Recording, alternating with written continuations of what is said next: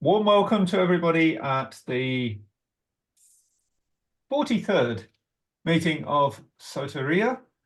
And we shall be hearing a new member, Tomás Cunha, speaking on James Boswell. And we'll be reading James Boswell's London Journal, which I believe was discovered some considerable time after Boswell's death. And very warm welcome to all of you, as I said, and over to Tomás. Well, hello and thank you all, and thank you for inviting me to speak here today. When I proposed the reading of James Boswell's journal, the London Journal, from 1762 to 63, I think, if I'm not mistaken, I tried writing a text, and this text I also used for a sort of a company of other younger gentlemen, and these these people are very much concerned about the future, and they're angry, and I wanted to give it an uplifting tone, and I think I more or less managed to do it. And I hope you don't mind me reading this small text to you, because I think it's even if it's more or less directed at other people, I think it's more or less applicable to everyone who's trying to live their lives and moving on from the abject terror of existence and so on. So if you don't mind, I'll start reading. So I named my text James Boswell, from Autobiography to Myth, and in this text I'll be talking about James Boswell, but I'll also be talking about another Portuguese philosopher, which you probably do not know because it's not translated, it's not very much famous, a man called Antonio Quadros, which is also a great biographer and literary critic of Fernando Pessoa, and I think is very relevant to the discussion around autobiography and also of myth. So, if you don't mind, I'll be starting. So, James Boswell was born in 1740 in Scotland. And although he felt distant from the more metropolitan civilization of the British Empire, he was nevertheless the son of Laird of Auchinleck, which was a Scottish High Court judge.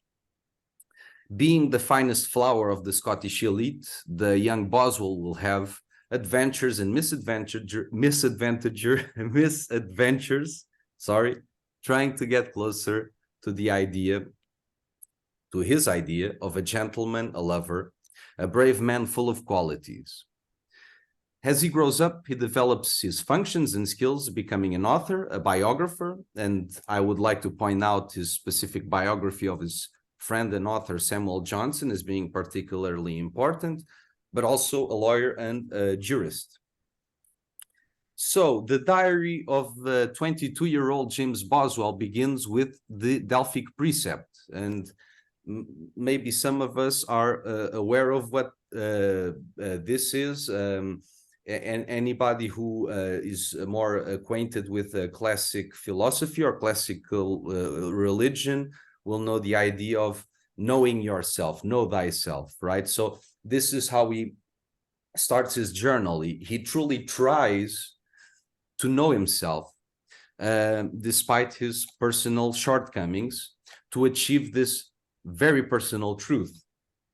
And this is also a view of autobiography.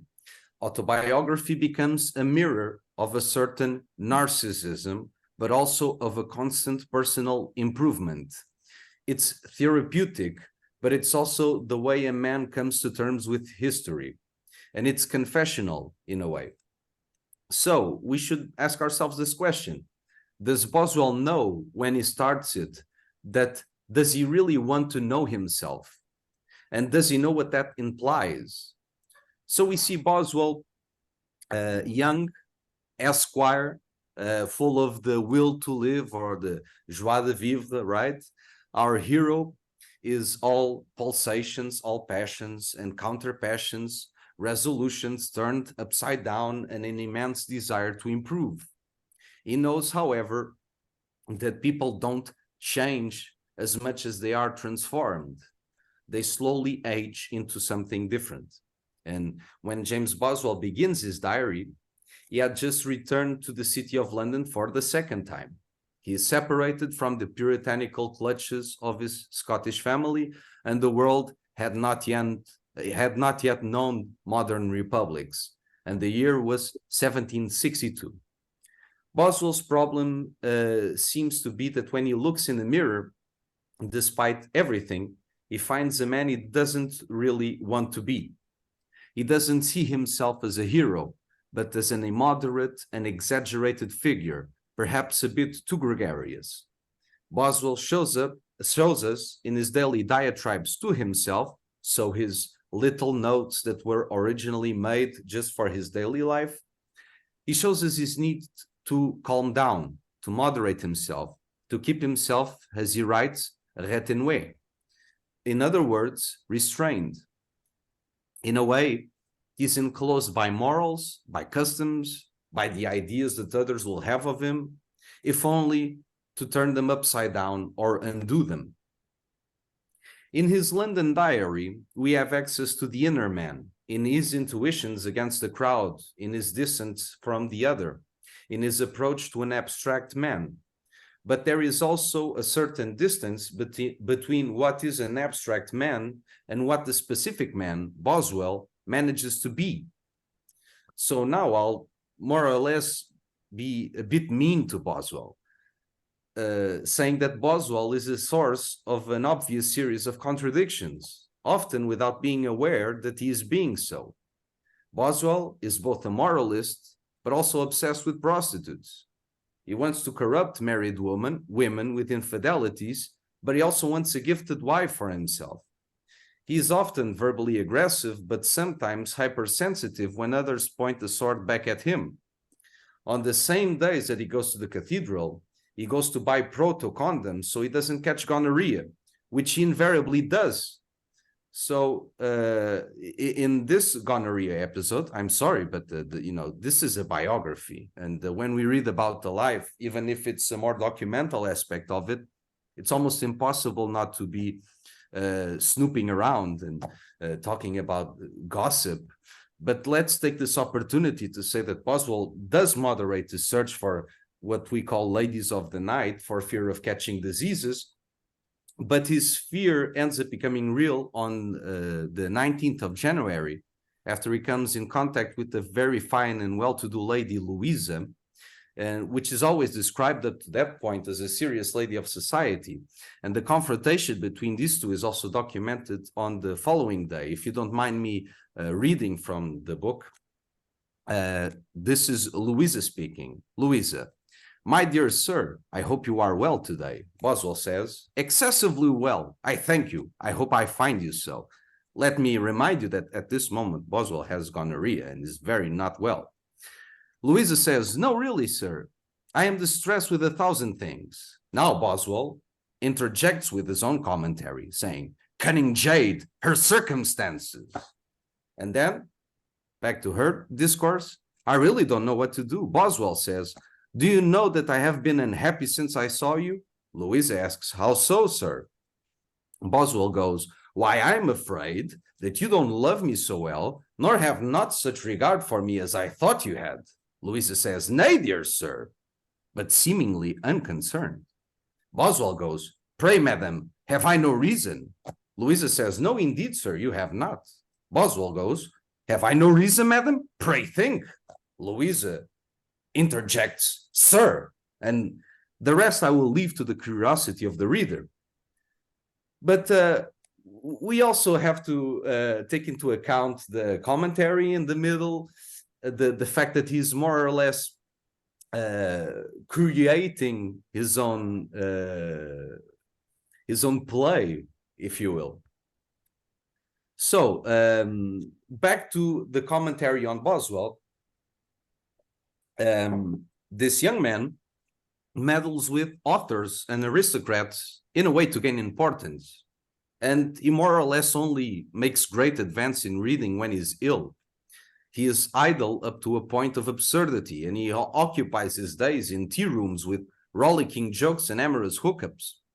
Another of his great crimes is that he clearly writes much more than he reads, something that Johnson himself charitably tries to correct, saying that the young man should read 6 hours a day and so forth.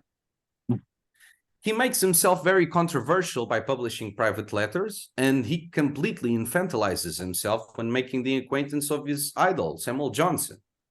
And as we're speaking on Samuel Johnson, let me just point out again that his biography on Johnson is mandatory, compulsory reading. This is perhaps what I would say is the holy grail of biographies, made in an encyclopedic age and without the limits of humility of the authors. And it would be pretty much impossible to do today due to the absurdity of the scale and due to the respect of the details, and it's what I would call its immense Baroque nature. So now let's see some of Boswell's virtues. So on the other hand, we see the vigor of youth, intelligence, a belated but honest and conclusive demonstration of parental respect and family sacrifice. We see a tortuous process of constant negotiation with himself and an attempt to modify his behavioral patterns, to honestly try to become a serious man and an adult.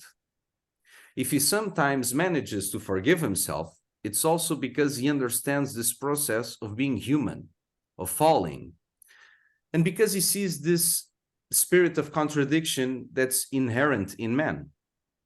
Because Boswell is a hypocrite in a very honest way. We have no way of saying that he's malicious, because at no point does he lie to us. We see him grow up, in a sense, not without losing his faults, but by throwing his baggage forward a little. And Boswell serves his father like he serves Johnson, and vice versa, with a strange substitution. Johnson, much older, lonely, and widowed, with children already buried, finds in Boswell a figure of a child to cherish, sometimes with a heavy hand, until he becomes a full-grown adult. Excuse me. Boswell, which had a difficult relationship with his father, sees in Johnson the parental figure he always wanted, what I would call a dictator of wit, an English gentleman and a serious intellectual.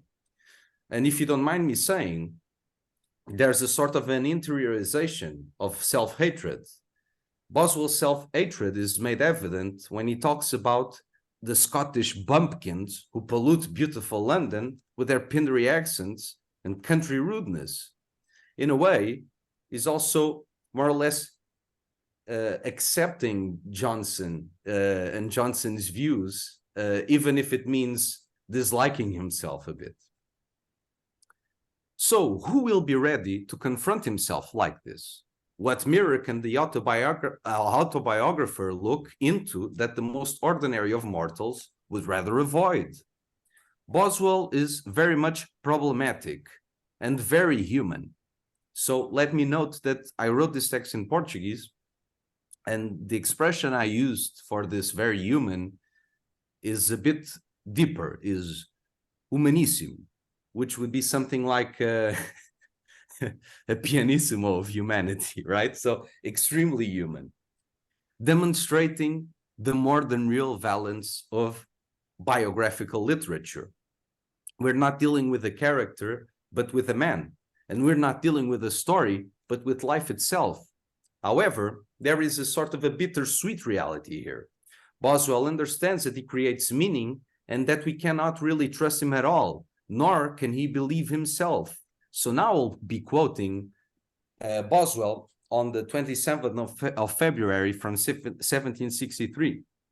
He says, "My journal, which I wish to contain a consistent picture of a young fellow eagerly pushing through life, but it serves to humble me, and it presents a strange and curious view of the unaccountable nature of the human mind. I am now well and gay. let me consider that the hero of the romance or novel must not go uniformly along in bliss, but the story must be checkered with bad fortune. There's perhaps a little push toward the abyss here, an idea of creating problems through adventure, of throwing oneself into the outside world and almost wishing for the worst. The worst for the construction of a narrative, something that is truly very different. It's almost as if the natural flow of life wasn't enough. And in that sense, in order for fiction not to burst into the truth, problems would have to be created. Perhaps to a certain extent, the autobiographer is also a pretender, in that he pretends to himself and then he deceives his neighbor. And in that he controls everything that goes in and out of his personal narrative. And also in this case, where he already has a meta-narrative before he finishes his work. So we already know his meta-narrative for a journal. He says, I wish to contain a consistent picture of a young fellow eagerly pushing through life. So he already knows what he wants to write. But this pretense, which we call autobiography, is also the fruit of a search for a mysterious self. As the Portuguese author Antonio Quadros tells us, a kind of an inner self, but it's also a real self derived from an authentic being once those masks have been broken. So if you don't mind, I'll be reading a quote from Quadros, maybe 2 or 3, but realistically just one. But I have translated it because it's not translated to English. So this quote I think is amazing. My eye, my God, once we have overcome egalatrous self-divinization, broken the shell of small, lyrical, and stoned self-absorption, the eye can become a mirror of transcendence, a path of dialogue with something that exceeds it, to be a mediator for another and the same reality, that of the God that speaks to us and speaks in us in our own ideal, in our own movement, even if we give it other names, or the God that sometimes along the journey, sooner or later, hardly, painfully, gracefully, we learn to recognize under the 1,000 masks that allow our freedom. So behind the mask of identification, there is a sort of a mystic reality. Quadros wrote about autobiography in this, also this quote, I'll open the quote, because it is a literary world, to a certain extent, a world of fiction, but a world resonating with life, existential authenticity, the truth of man and of being, close quote. But perhaps there is a middle way here. So neither writing life as truth, nor writing life as fiction, but as Jung would probably point out, or Quadros through a lens of Jung, what I would call life as myth. Often looking at this reality of creating a literary self that exists for others, we have to ask ourselves the question, are we trying to inhabit or create a myth? So according to Antonio Quadros' reading, which we have already presented here, man more or less expresses himself through myth in an archetypal way. This is a formulation that seems unintuitive or even contrary to the natural functioning of the world. So let's maybe simplify it. The idea would be that myth must first be created in order to know who one is and who one should be. So, as Quadros explains, if you don't mind me quoting him again, we were the heroes of a nebulous and obscure myth. Which heroes were we, and in the light of which myth did we make our mistakes and perpetrate our exploits? Exemplary autobiographies are those that represent the moments of enlightenment. All the chiaroscuro of the past takes on a meaning. The myth is formulated before the author's ecstatic eyes, like a puzzle. And it is only after the myth has been formulated that through it, a greater truth can be reached, the truth of all myths, merging into a non-mythical unity. the truth of all unreason, coming together with a profound and perennial reason. Close quote. So, isn't this return to myth a kind of a return to the one with a capital O? Can't we draw some importance from ancient mysteries, from our Delphic precept, know thyself? What I would call this mythological autobiographical process would generate the Pessoas, like Fernando Pessoa's astonishing lucidity in his idea that the hero becomes aware of his role and his vocation, and the work takes shape without the creator's knowledge. In a sense, the work of the autobiography is life retold. There's a sort of a demiurgic theme here as well. In this case, what we would say the mythographer myth, because it's at the same time the autobiographer is a mythographer, but it's also the myth being portrayed, does nothing more than allow himself to be channeled by his Platonic daemon, if you will, or even the Holy Spirit. In conclusion, for a new generation that's absolutely devoid of myth, and with all its self-love directed toward unedifying circuits, we advise young people to flee from social networks and other such traps that feed on the characteristics of youth itself. They can apply the natural arrogance of age and any possible narcissism by looking inwards. And in the end of this text, I propose to all these young people, write to yourself, because even in the beauty of your banality, you might find something deeper. So this is more or less the work I've been developing on account of Boswell's journal. But as you see, it's also an approach from the angle of Portuguese philosophy. So maybe if you would like to maybe read some parts of Boswell's work, maybe you can do something else. Oh, have you come to a... Yeah, that was... it was very good that you spoke about the audience for your talk. And I can see how valuable what you said would have been to those young people. That sounds good. Right. Well, with that, yeah, let's have a look at I do have a question. Yeah. Yes. Considering the youth of the audience that you were speaking to, did they all shut off their cell phones and listen? No. So this I is have another question. That's yes. my real question.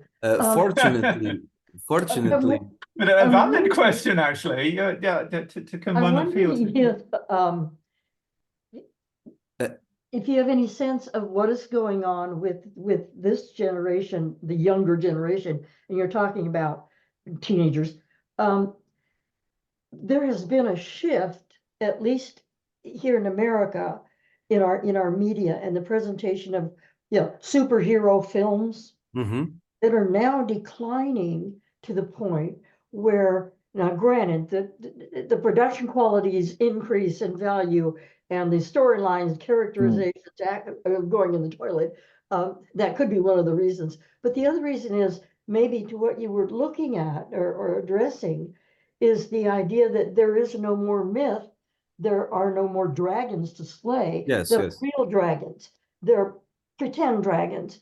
And that this narcissism that we see through the cell phone is a reflection of what you were speaking of, this young man writing his autobiography. Would you care to comment on that in terms of? I think there are a lot of media? interesting parallels between the process of growing up in 1762 London and Nowadays, because youth is also perennial, right? So right, yeah. it's always going to be the same issues in a way. I think it's I probably came across as very critical of Boswell because I'm talking about the arrogance of youth and whatnot, but he's really a very charming individual and a pleasure to read.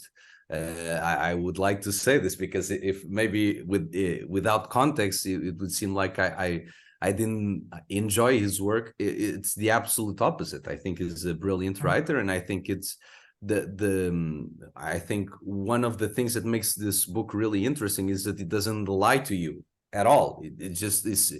It's everything. It's hyper honest, right? So on youth and on the idea of the disappearance of the myth, if you will. I will say that fortunately, this is a group of very opinionated and politically oriented young men, which are mostly very they are more or less directionless in a sense, because all they see is internet memes and you know,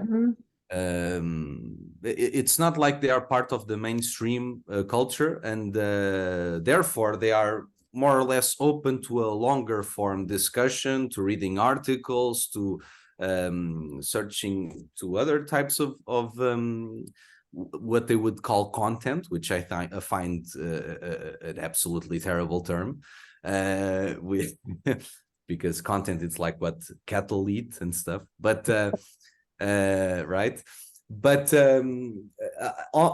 I think you have a very interesting intuition, Janine, on the idea of the superhero movie and the decline of culture, because if you will, superhero culture from like the 50s onwards and the post-war thing is almost like a sort of a caricature of the archetypes, right? So you have the archetypes, but they're really bubblegummy and they're really silly and they're cartoony, right? And they're this way because, you know, everything is technicolor and industrially produced, and you have to appeal to children, and you know, it's the sort of the aesthetic of the age.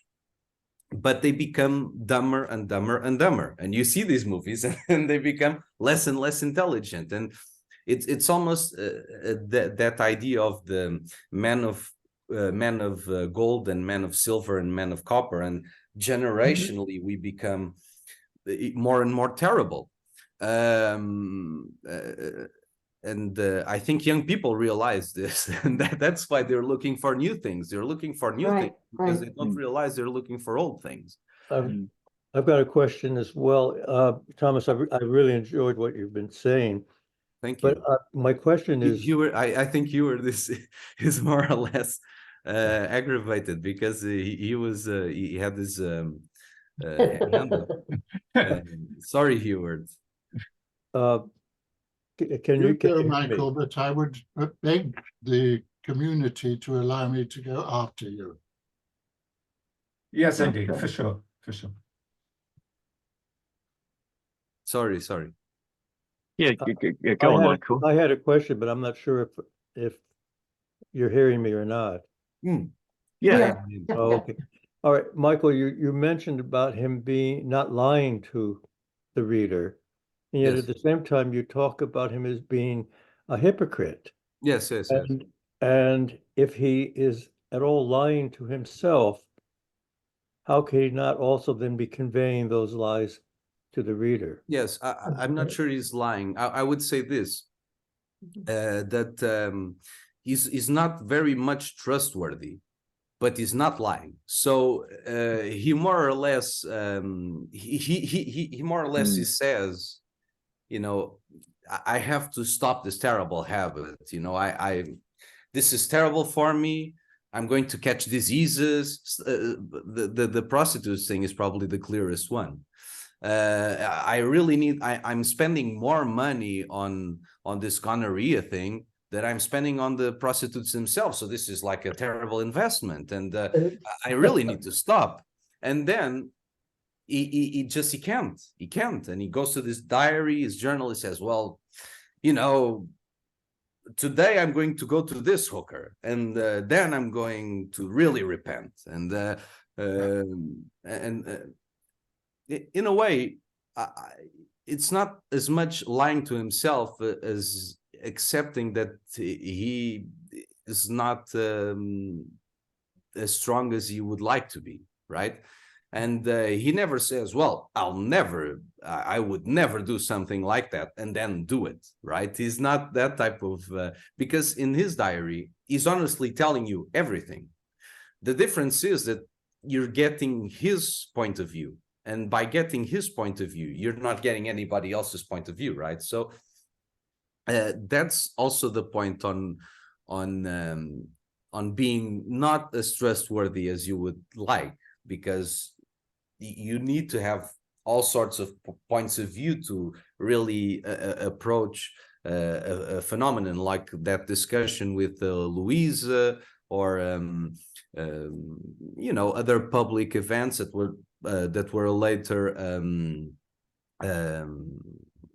discussed. I can't remember any specific ones, but that they would have contradictions between his telling of it and someone else's recalling of it. So as with any human being, he probably looks at it through his own lens and then he puts it on paper. But I don't think he actually lies. I think he sometimes omits, maybe his family omits, because there's the notes that sometimes disappear, and probably some embarrassing details that his family more or less got rid of. Sometimes he's trying to protect the identities of people, so he doesn't really tell. In some cases, he doesn't kiss and tell, if you will. And you have to more or less do the archaeology of who's betraying who, and if he's doing naughty things with his friend's wife and stuff like that. But which nobody should, by the way. But again, he's not lying, so you can't really call him a liar, right? But hypocrisy it seems to imply that there's something untruthful. Yes, yes. This is way before phenomenology and the whole idea of what we social scientists try to do is try to detach from the situation and try to look at something as objectively without our own biases. Now, of course, he's not doing that, but at the same time, if he's not being... Yes, he's not very trustworthy in that sense. He's not very trustworthy. Yeah. But again, it doesn't mean that it's not. So it's truthful, but it might not be honest in a sense, right? So so you have this problem. It's kind of like in some sense, this is a complete exaggeration. I'm not comparing it, but in some sense, it's kind of like reading Lolita.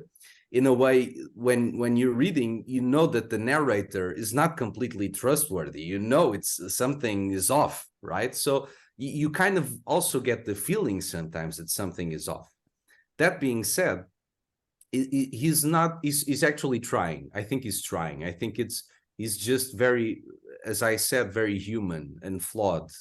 And I don't think he has any bad intentions besides just being very young and not really understanding some of the impacts of his decisions and not being very future oriented, if you will. Oh, Heward, what was your question? If you're still...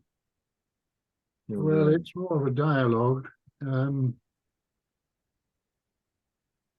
sure you're aware, Thomas, that in England, the fate of James Boswell was particularly determined by the 19th century historian Thomas Babington Macaulay, who wrote two things which are very significant. One, he wrote that Boswell wrote a great book because he was a great fool, and he character assassinates Boswell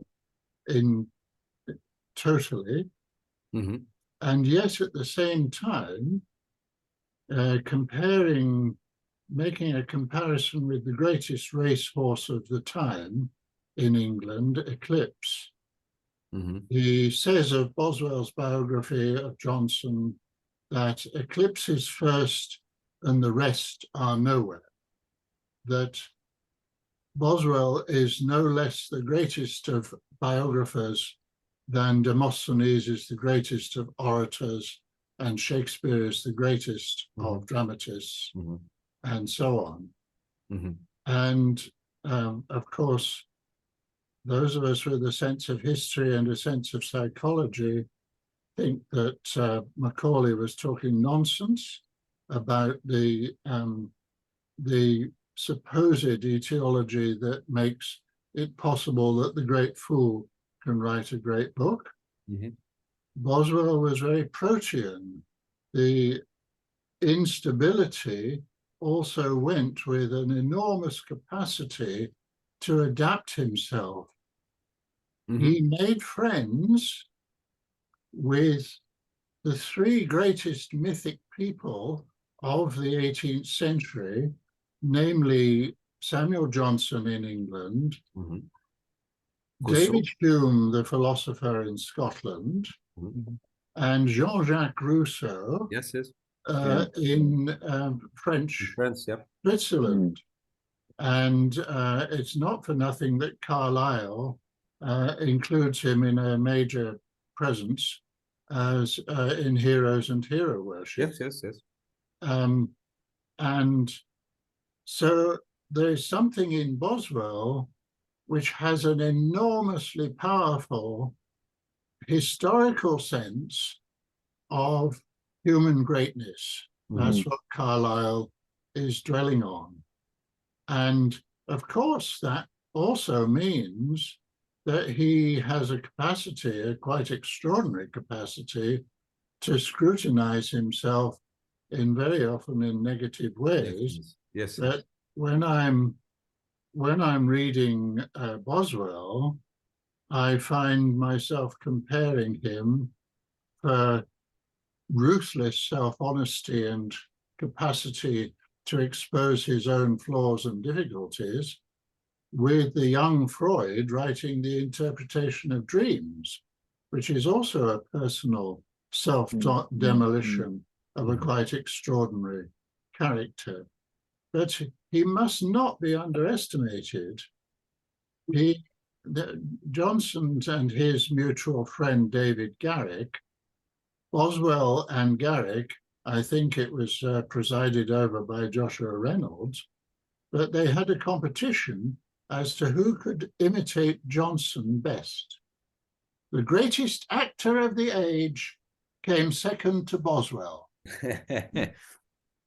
And also, the other thing that I want to emphasize was that Boswell had the capacity which enabled Johnson to choose him as his companion for Johnson's most extraordinary personal adventure during his later years, the journey to the Western Isles of Scotland. And they were together for 3 months. And in many ways, they went through enormous difficulties. And yet they managed to survive. They did not fall out totally, though they came near it a couple of times. And it increased Johnson's respect for Boswell, that Boswell had that capacity to sustain this process. So when I was preparing for your talk, I just wrote a little bit. This will tell you why I'm in Boswell's corner and defending him in this way. Oh, you should. You should. Because I discovered him when I was at school. This is over 60 years ago. You presided over self-reflecting adolescence, over my oldest friendship, over my maturation, my historicity discoveries, my 18th century, medium of Samuel Johnson and his cat, discovery adventure of Mad Isham, discovery of backroom lumber, greatest literary discovery, greatest journal writing ever, journal as novel, journal as process, beyond even Rousseau. How shall I describe thee, uninimitable Falstaff Boswell? Thank you. That is a sublime commentary on the importance of his writing, I think. And with that, I think perhaps we shall go to read some of the words, shall we? To the writing itself, yes. Yeah, let's do that, I think. Yeah, can everyone see? Not yet. Yes. Oh, no, There it yes. is. We There can. it is. Good. Well then, perhaps after that peroration, Heward, you'd like to begin, if you're able to see. Yes, I can. Would you like me to enlarge it, or is it okay? Is it off the page? I'm just trying to see. Yeah, I will move the page to. It's Yeah. You've left 3 lines out. I can just do this. Yeah. I may be able to do a slight Scotch accent. Oh, that's The nice. ancient philosopher Excellent. certainly Well, gave please, away- we don't want any precedents to be set that can't Yeah. be followed. So I'm Well, it's a good valid point. I mean, what accent did he have? What was his? Did he have a Scottish accent? Would one He would have had a mild. He would have had a Mild. mild Scottish accent. But He in a tried to sense, anglicize himself as much as Right, possible. right. yeah, but even wrote in a slight Scottish accent. If you look at the critical edition, they more or less maintain some of his what would be Scottishisms, I considered- suppose. yeah. Yeah. The ancient philosopher certainly gave a wise counsel when he said, "Know thyself." For surely this knowledge is of all the most important. I might enlarge upon this. But grave and serious declamation is not what I intend at present. A man cannot know himself better than by attending to the feelings of his heart and to his external actions, from which he may with tolerable certainty judge what manner of person he is. I have therefore determined to keep a daily journal in which I shall set down my various sentiments and my various conduct, which will not only be useful, but very agreeable. It will give me a habit of application and improve me in expression, and knowing that I am to record my transactions will make me more careful to do well. Or if I should go wrong, it will assist me in resolutions of doing better. I shall here put down my thoughts on different subjects at different times, the whims that may seize me and the sallies of my luxuriant imagination. I shall mark the anecdotes and the stories that I hear, the instructive or amusing conversations that I am present at, and the various adventures that I may have. I was observing to my friend Erskine that a plan of this kind was dangerous. A man might in the openness of his heart say many things and discover many facts that might do him great harm if the journal should fall into the hands of my enemies, against which there is no perfect security. Indeed, said he, I hope there is no danger at all, for I fancy you will not set down your robberies on the highway or the murders that you commit. As to other things, there can be no harm. I laughed heartily at my friend's observation, which was so far true. I shall be on my guard to mention nothing that can do harm.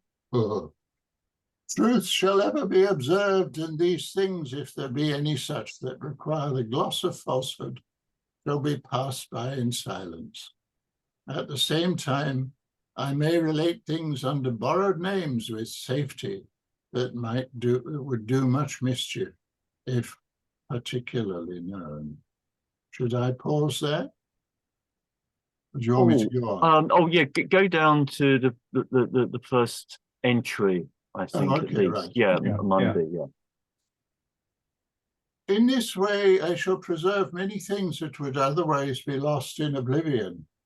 I shall find daily employment for myself, which will save me from indolence and help keep off the spleen, and I shall lay up a store of entertainment for my afterlife.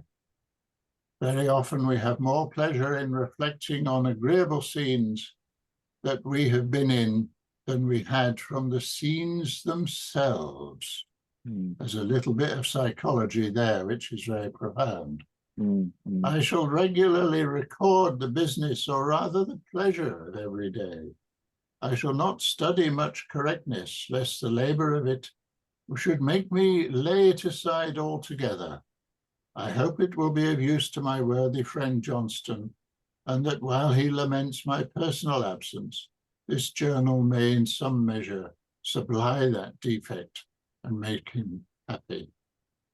Thank you. Janine, would you like to start?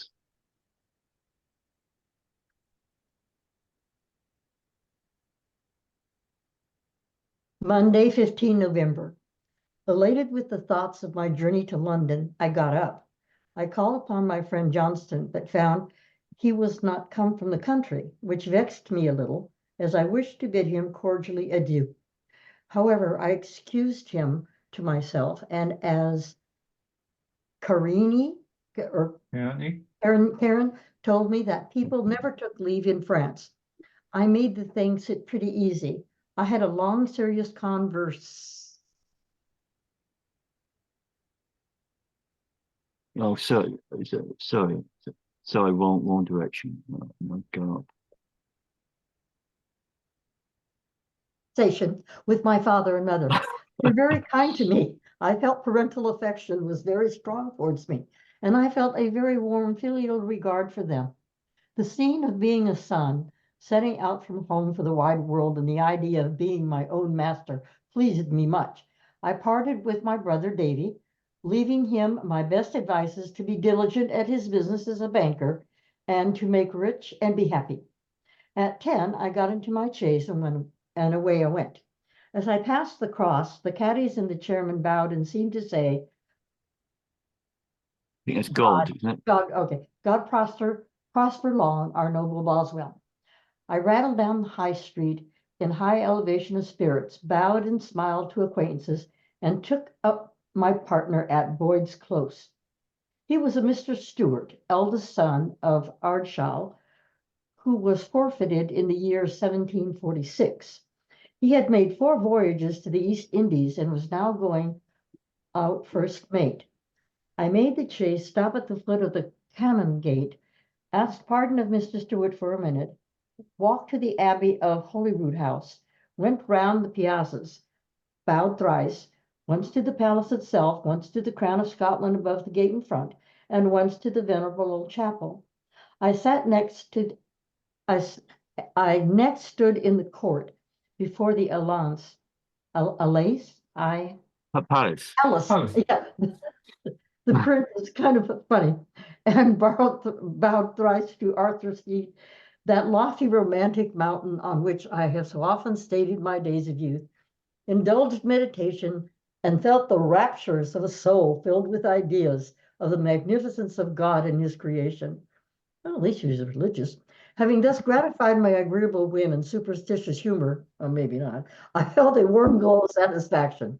Indeed, I have a strong turn to what the cool part of mankind have named superstition. But this proceeds from my genius of poetry, which ascribes many fanciful properties to everything. This I have great pleasure from, as I have now by experience and reflection gained the command of it so far that I can keep it within just bounds by the power of reason, without losing the agreeable feeling and play to the imagination, excuse me, which it bestows. I am surely much happier in this way then, if I considered Holyrood House as so much stone and lime, which has been put together in a certain way, and Arthur's Seat as so much earth and rock raised above the neighboring plains.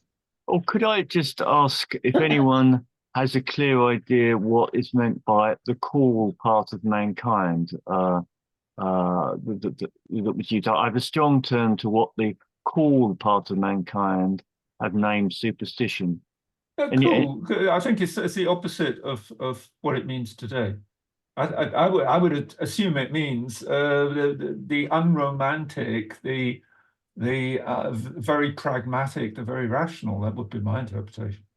A young person would interpret it as the opposite, of course. Well, I think cool part of mankind is the rational part. Yes, yeah. Yeah. Yes, it slows yes. the passions down. It would be Bentham as opposed to Coleridge. Yes. Cool. Yeah. Well, Oh, okay. That's No. I'm And certainly, sure I that's think he good. would, at that point, reject mysticism in favor of more formal religion. I suppose if it was cool-headed, then I would have understood it immediately. But yeah, okay, thank you. Well, if you could, perhaps continue if you would for a bit, Ginny. We then pursued our journey. I found my companion a jolly, honest, plain fellow. I set out with a determined resolution against shaving, that is to say, playing upon people, and therefore I talked sensibly and roughly. I don't understand that part. We did very well till we passed Old Camus. The shaving I think he means sort of down to earth. No, the shaving part is about more or less. He had a group of fellas, and it's more or less about hazing people, so putting them down and being more or less, rude to them, or So he's against Teasing, shaving, that sort of thing. Yeah. Okay, so that was perhaps a bit of slang of 18th century that we're not familiar with. It's a sort of an inside joke from what I understood from the notes. It references something called the Soaping Club. That may be exactly that thing. Yes. Yeah, that makes sense. We did very well till we passed Old Camus, when one of the wheels of our chaise was so much broke that it was of no use. The driver proposed that we should mount the horses and ride to Berwick, but this I would by no means agree to, as my partner let me be the principal man and take the direction of our journey. I made the chaise be dragged onto Eyton, where we waited till the driver rode to Berwick and brought us a chaise. Never did I pass 3 hours more unhappily. We were set down in a cold alehouse in a dirty little village. We had a beefsteak, ill-dressed, and had nothing to drink but thick, muddy beer. We were both out of humor, so we could not speak. We tried to sleep, but in vain. We only got a drowsy headache. We were scorched by the fire on the one hand and shivering with frost on the other at last. Our chaise came, and we got to Berwick about 12 at night. We had a slice of hard, dry toast, a bowl of warm negus, and went comfortable to bed. I assume negus is soup or stew or something. No, it's a drink. It's a sort of drink. It is? Yes, it's like ale or? Yes, I don't recall specifics, but I remember that he's always drinking negus, and it's a sort of a cocktail of sorts. Okay. I think it's like mulled wine or something. Yes, I think so. Yeah. Tuesday, 16 November. We set off at 6, breakfasted at Alnwick, where we had with us a Captain Elliot of the East Indies and were hearty. Stuart and I began now to be acquainted and to talk about the peace and voyages and ways of living. We had a safe day and got at night to Durham. Peace. The treaty was not. Yeah, I mean, I think Scotland had fairly recently been the site of hostilities between England. No, it's not that. It's not that. It's the end of the 7 Years' War. Is it? Okay. Which had been presided over by William Pitt the Elder, and in which the English had done very well. But then, as usual, they made a peace where they gave back about half of the things that they'd gained. Oh, thank you. Thank you. Well, we Americans got that from you guys then. Another thing, we had a very good day of it and got at night to Doncaster, Thursday, 18th November. We chatted a good deal. Stuart told me that some blacks in India were attacking their boat in order to plunder it, and that he shot 2 with his own hand. In the afternoon, between Stamford and Stilton, there was a young unruly horse in the chaise which ran away with the driver, and jumping to one side of the road, we were overturned. We got a pretty severe rap. Stewart's head and my arm were somewhat hurt. However, we got up and pursued our way. During our last 2 stages this night, which we traveled in the dark, I was a good deal afraid of robbers. A great many horrid ideas filled my mind. There is no passion so distressing as fear, which gives us great pain and makes us appear contemptible in our own eyes to the last degree. However, I affected resolution, and as each of us carried a loaded pistol in his hand, we were pretty secure. We got at night to Biggleswade. Love these names. So Michael, would you like to, Michael in London, maybe, would you like to? Michael's in Paris, but okay. Oh, sorry. Oh, yeah, I never know where you are. Okay. Okay, Friday the 19th of November.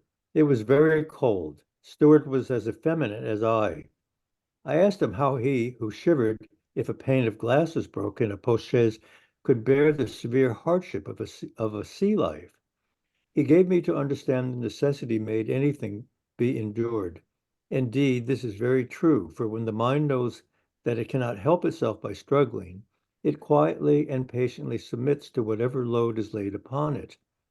When we came upon Highgate Hill and had a view of London, I was all life and joy.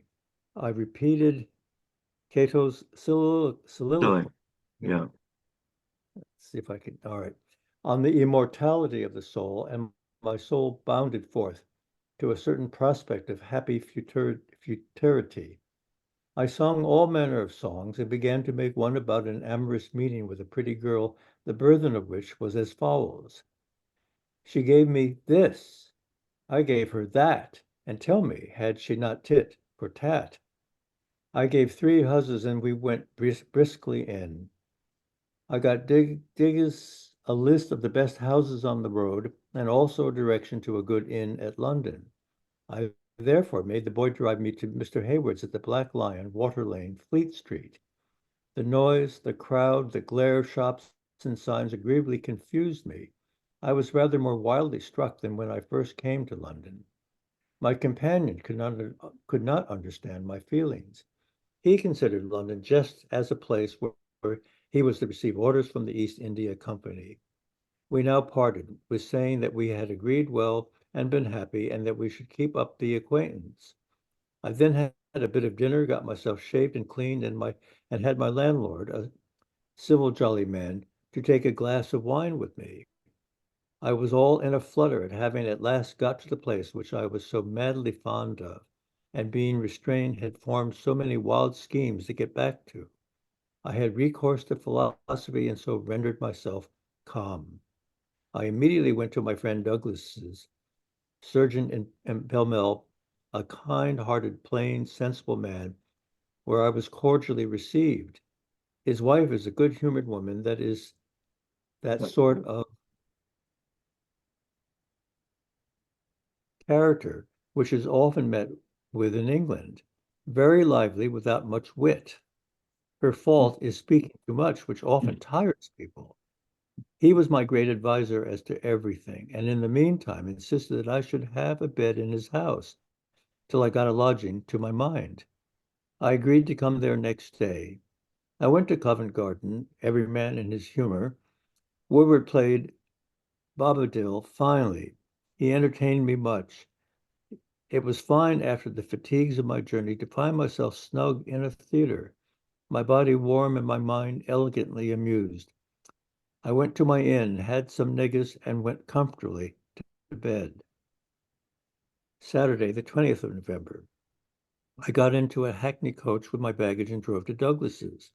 We calculated my expenses, and I found that to live would require great economy. However, I was upon honor to do my best. I strolled about all the forenoon, calling for different people, but found nobody in. I went and saw a collection of wild beasts. I felt myself bold, easy, and happy. Only I had a kind of uneasiness from feeling no amazing difference between my existence now and at Edinburgh. I dined at Douglas's, sat in all the afternoon, and wrote letters. Sunday, the 21st of November, I got up well and enjoyed my good situation. I had a handsome dining room and bedchamber just in Pall Mall, the finest part of the town. I was in pursuit of my commission, which I was vastly fond of, and I had money enough to live like a gentleman. I went to Mayfair Chapel and heard prayers and an excellent sermon from the book of Job on the comforts of piety. I was in a fine frame, and I thought that God really designed us to be happy. I shall certainly be a religious old man. I was much so in youth. I have now and then flashes of devotion, and it will one day burn with a steady flame. I waited on Mr. George Lewis Scott, who was very kind and polite to me, and on the Laird of Macfarlane, with whom I was a good deal diverted. He was keenly interested in the reigning contests between Scots and English. He talked much against the Union. He said we were perfect underlings, that our riches were carried out of the country, that no town but Glasgow had any advantage of trade by it, and that many others were hurt by it. I dined with Dr. Pringle, where were Mr. Murdoch, the publisher, or rather the editor of Thomson, Mr. Seymour is a traveling governor, and some more, all Scotch. I found the doctor in the way of discouraging me, which is from my father's friend I took patiently and intended to get the better of. The conversation was in different common topics, the peace, Lord Bute, footmen, and cookery. I went to Douglas's and drank tea. I next went and called in Southampton Street, Strand, for Miss Sally Forrester, my first love, who lived at the Blue Periwig. I found that the people of the house were broke and dead, and could hear nothing of her. I also called for Miss Jeanie Wells in Barrack Street, Soho, but found that she was fled, they knew not whither, and had been ruined with extravagance. Good heaven, thought I, what an amazing change in 2 years. I saw in the year 760 these young ladies in all the glow of beauty and admiration, and now they are utterly erased or worse. I then called on Love and saw him and Mr. Love and Billy. I eat a tart there. He showed me a pantomime called The Witches of his. Since I came up, I have begun to acquire a composed, genteel character very different from a rattling, uncultivated one, which for some time past I have been fond of. I have discovered that we may be in some degree whatever character we choose. Practice forms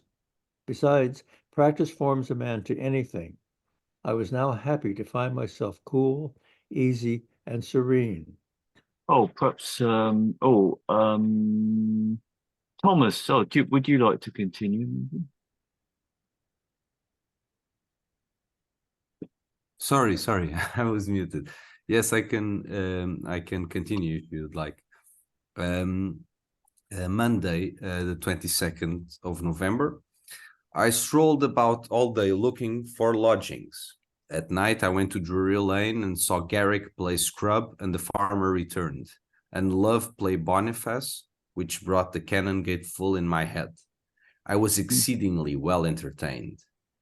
Tuesday, 23 of November, I went into the city and called for George Home, Lord Kame's son.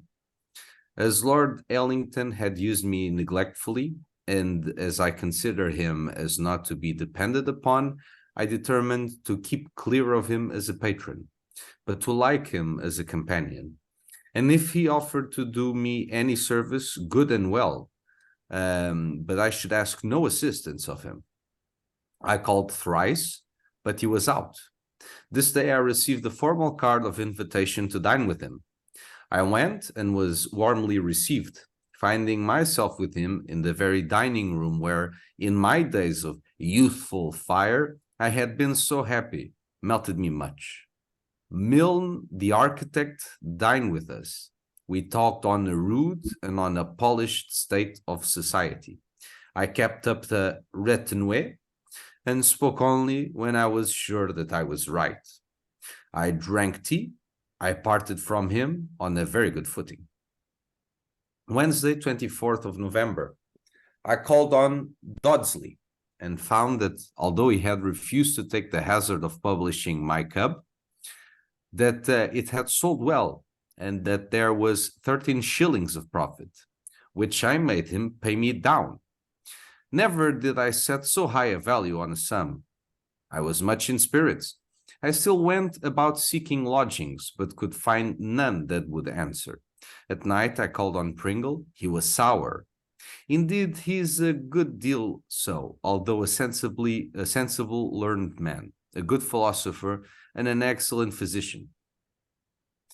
By the cheerful ease of my address, I made him smile and be very kind to me. I consulted him about all my plans. I began to find that 200 quid a year was very little. I left him before 12. I began to tire much of Miss Douglas. She spoke so much, and I was rather somewhat low-spirited. Thursday, 25th of November. I had been in a bad situation during the night, for I dreamt that Johnston did not care for me, that he came to see me set off on a long journey, and that he seemed dissipated and tired, and left me before I got away. I lay abed very gloomy. I thought London did me no good. I rather disliked it, and I thought of going back to Edinburgh immediately. In short, I was most miserable. I got up and breakfasted.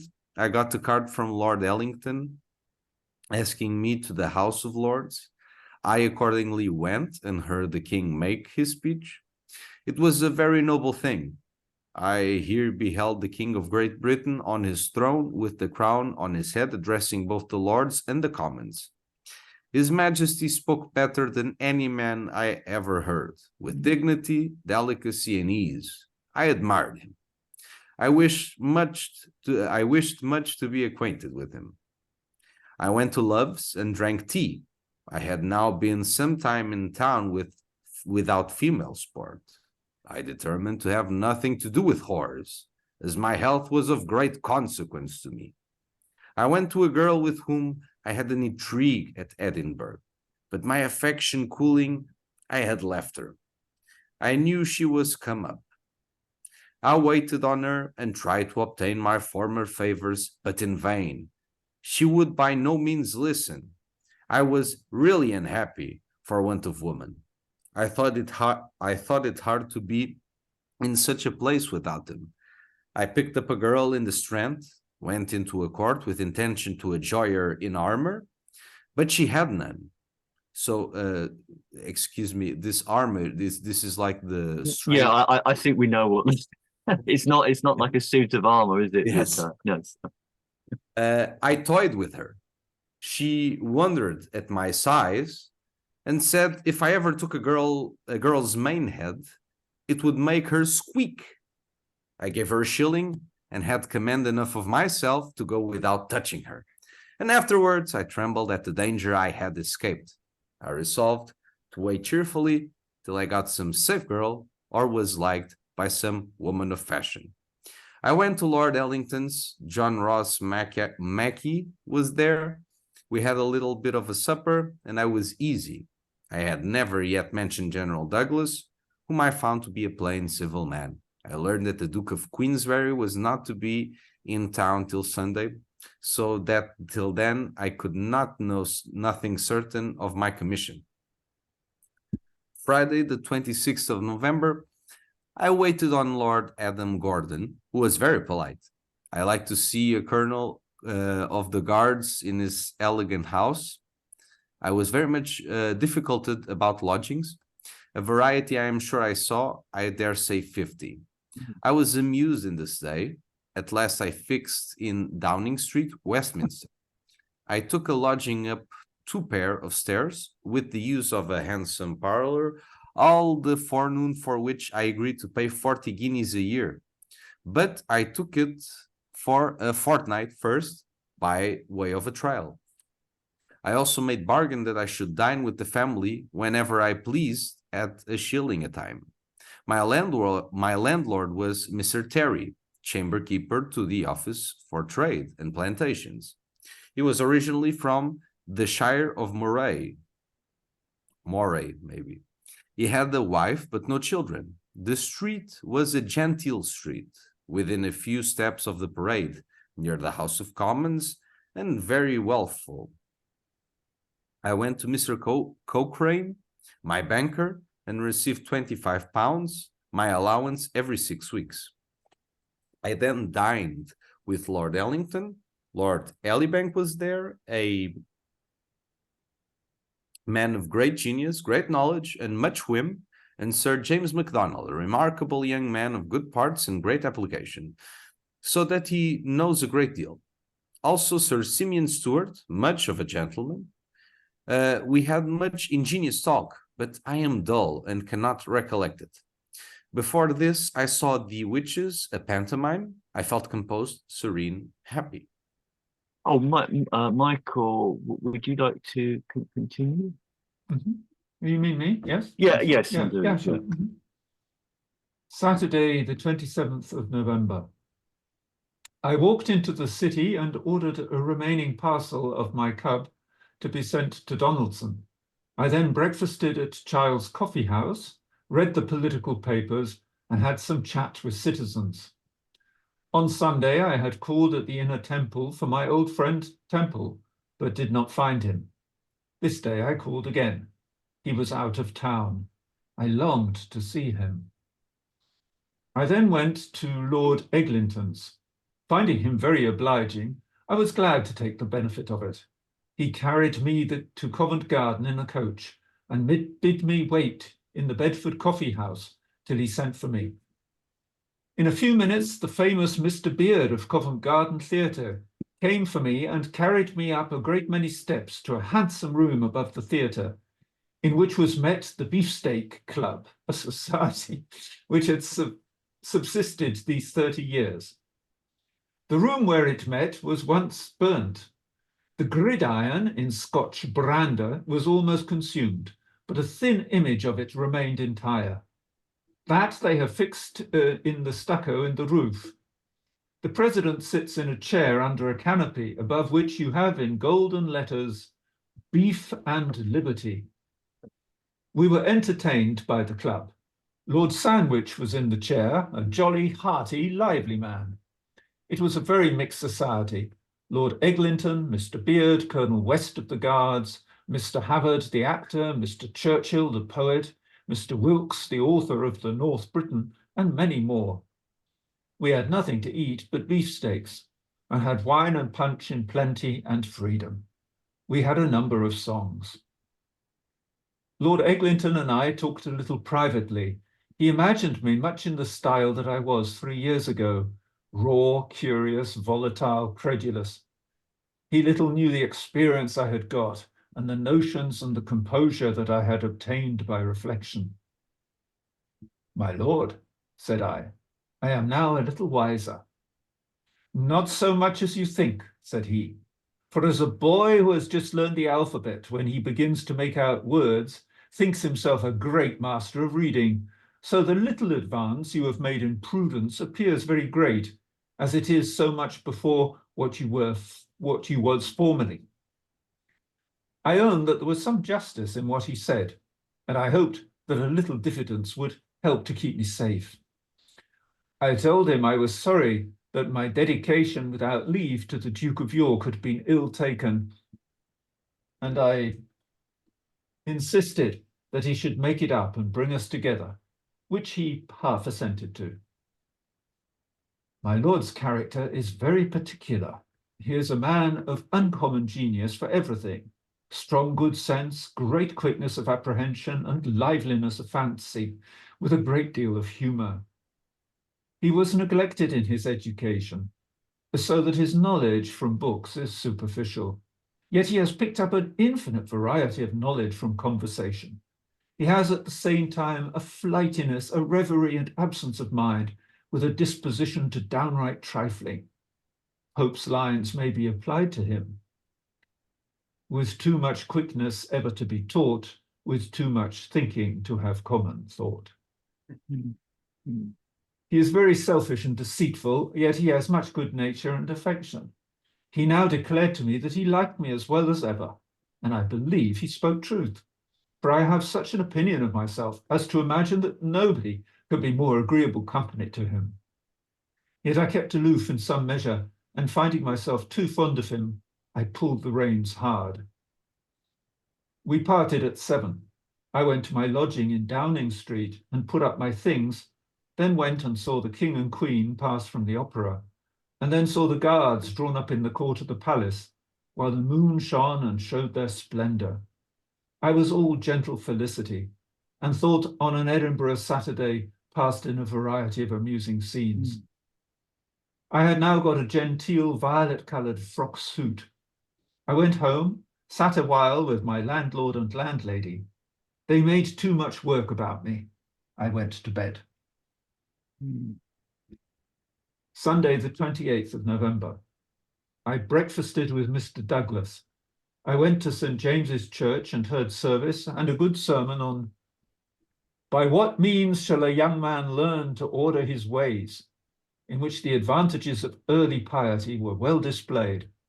What a curious, inconsistent thing is the mind of man. In the midst of divine service, I was laying plans for having women, and yet I had the most sincere feelings of religion. I imagine that my want of belief is the occasion of this, so that I can have all the feelings. I would try to make out a little consistency this way. I have a warm heart and a vivacious fancy. I am therefore given to love, and also to piety or gratitude to God, and to the most brilliant and showy method of public worship. I then walked in the park and went home to dinner, which was just a good joint of veal and a pudding. This, they told me, was their usual fare, which I approved of. I found my landlord rather too free. Therefore, I carried myself with reserve and something of state.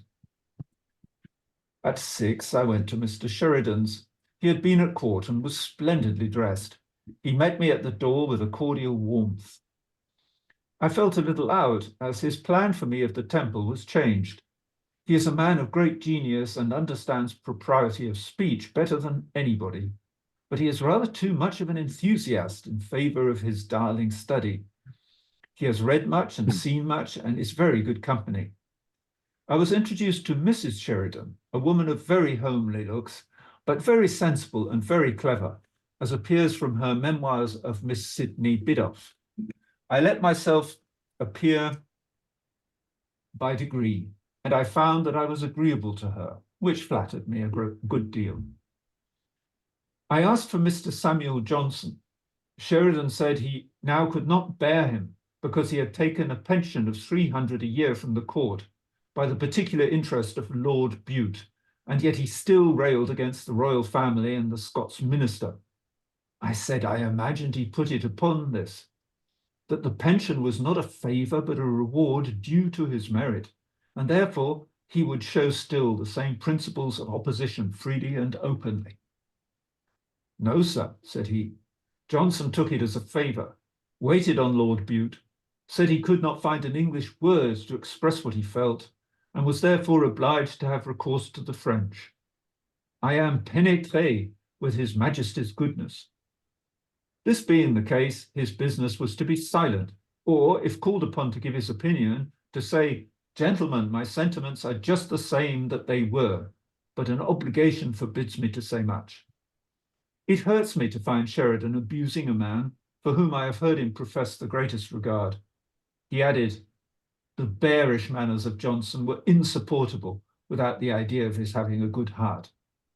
But since he has been made the subject of royal favour, his character has been sifted and is bad.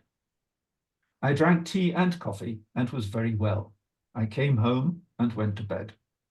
Oh, shall I? I'll continue with it. Monday, the 29th of November.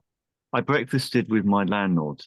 I then called at Love's, saw Mr. George Garrick, very like his brother, admired Miss Pope of Drury Lane at the opposite window, sauntered a while, then dined Lady Frances Erskine's. Both the sons were there, and Mr. Grant, son to Sir Ludovic. We were very genteel and very dull.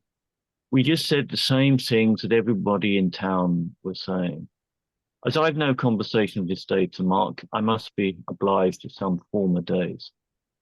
Lord Eglinton said that a savage had as much pleasure in eating his rude meals and hearing the rough notes of the bagpipe as a man in polished society had in the most elegant entertainment and in hearing the finest music.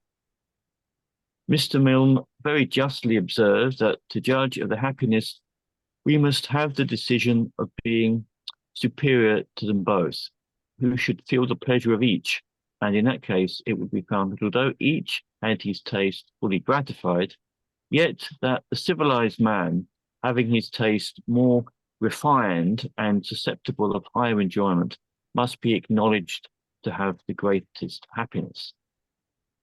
Sir James MacDonald and Lord Elibank descanted much on the character of Hannibal and admired him most for his thorough knowledge of the people that he had to deal with. Lord Elibank is a man of strong genius, great reading, and lively imagination. Sir James MacDonald has natural quickness and has led a life of hard study these many years, so that he has got an excellent foundation. How he will build upon it is hard to say. Mr. Sheridan said that if he is not able to throw out his knowledge with spirit, it will not avail him much. For a bookcase contains much more learning than he. Sir James is too much of the fellow of a college to be easy and agreeable in company, as he always introduces some learning to the subject. He has also the appearance of too much haughtiness, which is disgusting. Lord Eglinton said that he knew nothing but men, women, and horses. Sir James said that the proper knowledge of mankind was to be gained from history. My lord said that he knew men only in this. My lord said that he knew. He who knew. My lord said that he who knew men only in this way was like one who had got the theory of anatomy perfectly, but who in practice would find himself very awkward and liable to mistakes. That he again who knew men by observation was like one who picked up anatomy by practice, but two gross errors. In my opinion, history is more useful for understanding the great lines of men's character when united in great societies, although, to be sure, the hearts and understandings of individuals are there in some measure displayed. But to know men, a long experience of life and manners is most useful. History and that together render the knowledge complete. Tuesday, the 30th of November. I had young Douglas and young Douglas of Pall Mall, both Westminster scholars, to breakfast with me. I went with them and took a walk to Westminster Abbey. Among the tombs was solemn and happy. I dined with Mr. Sheridan. He was quite enthusiastic about oratory. He said Garrick had no real feeling, but his talents for mimicry enabled him to put on the appearance of feeling, and that the nicety of his art might please the fancy and make us cry. That's fine. But as it was art, it could never touch the heart. Mr. Sheridan's distinction was just, but he does not apply to Garrick because it does not apply to Garrick because he often has touched the heart and drawn tears from multitudes. After dinner, old Victor, many years joint manager of the Dublin stage, poet laureate of Ireland and author of The History of the Theatres, came in. He is an honest, indolent, conversational, conversible man, and has a great many anecdotes. He told us that he was one day dining with Mr. Booth when Mrs. Booth brought in a girl to sing some lively songs. She was much liked and taken into the theatre at 20 shillings a week. And who was this but Mrs. Pritchard, who had risen so high in dramatic fame? Sheridan said that there were not 3 lines in a play spoke well on Drury Lane stage. Victor looked at me and shook his head. Without propriety of speech, said Sheridan, all the powers of acting are nothing. It is just like time in dancing. And let a dancer play never so many tricks and feats of agility, he will not be applauded if he does not observe time. This comparison is not just, because the greatest part of an audience have ear enough to judge of time, but very, very few can judge a proper propriety of speech, as that is a thing never taught them, and therefore the ornaments of action must please them independent of that. He inveighed much against the directors of his English scheme at Edinburgh, as if they thought from the beginning of knocking it on the head, and so had lost an opportunity of improvement and honour to their country. I was very easy, as he never mentioned my own plan, which I resolved by degrees to talk freely to him of. He asked me to come to his house in a family way whenever I had nothing to engage me elsewhere. I resolved to comply with his kind invitation. I found a good table, ease and hospitality, and useful and agreeable conversation there. I thought my present lodgings too dear, and therefore looked about and found a place in Crown Street, Westminster, an obscure street, but pretty lodgings at only £22 a year. Much did I ruminate with regard to lodgings. Sometimes I considered that a fine lodging denoted a man of great fashion, but then I thought that few people would see it, and therefore the expense would be hid, whereas my business was to make as much show as I could with my small allowance. I thought that an elegant place to come home to was very agreeable and would inspire me with ideas of my own dignity. But then I thought it would be hard if I had not a proportionable show in other things, and that it was better to come gradually to a fine place than from a fine to a worse. I therefore resolved to take the Crown Street place and told my present landlord that I intended to leave him.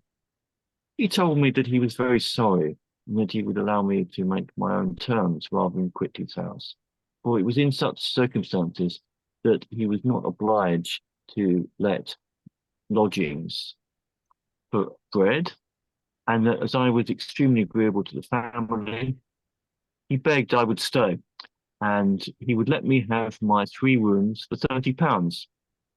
I thanked him for his good opinion of me, but told him that economy at present was my object, that I was very happy in his house, and that I could not ask him to let me have 3 rooms in a genteel street as cheap as 2 in an obscure one. He paused a while and then told me that I should have them at the same price. He only begged that I would not mention it, as he certainly let them below value. I therefore struck a bargain and settled myself for a year. I do think this a very strong proof of my being agreeable. But here was I, a perfect stranger to my landlord, who showed so great regard for me. I thought my seeking a lodging was like seeking a wife. Sometimes I aimed at 1 or 2 guineas a week, like a rich lady of quality.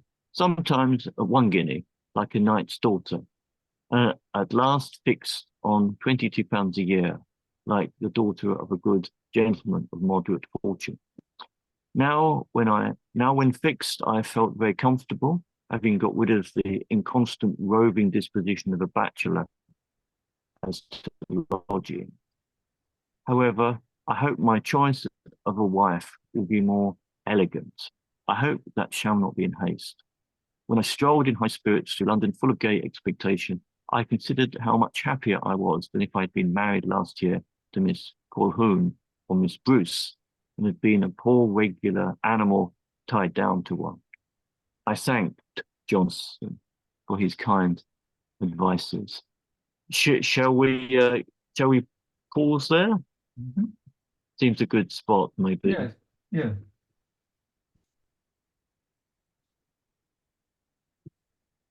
Sorry, I had the volume down. Sorry, Michael, what did you say? I don't know which Michael you mean. I didn't say anything.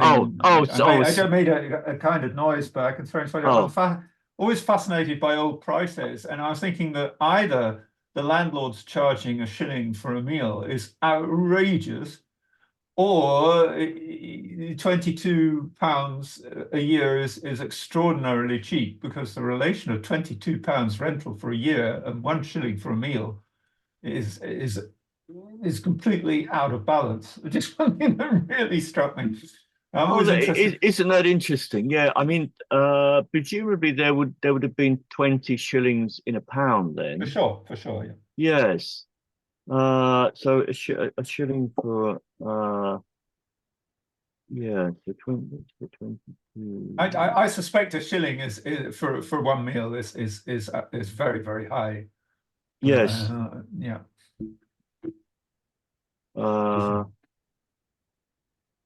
But he didn't always take that meal, so he may have saved on shillings by skipping having a True, meal. but it does seem an extraordinary kind of imbalance there. I mean, you will see that Boswell will essentially live on bread and butter for a long time. He is always talking about buying bread and butter, and he's. But it was, I think I can understand something of your notion of this kind of delicate hypocrisy, because he presents himself as being such an attractive personality and everything, but it seems to me that he is very cunningly, by using the comparison of prices, using old trade, pressurize the landlord in reducing the rent so that he can live in this part of London where he wants to live. Yeah. Fascinating.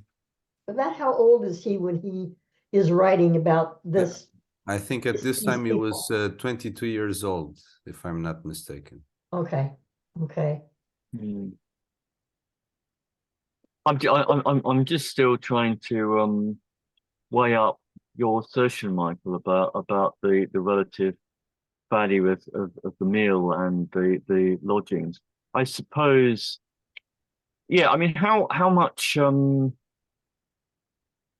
Yeah, it's not in a hotel, is it? It's not in no. So I suppose look.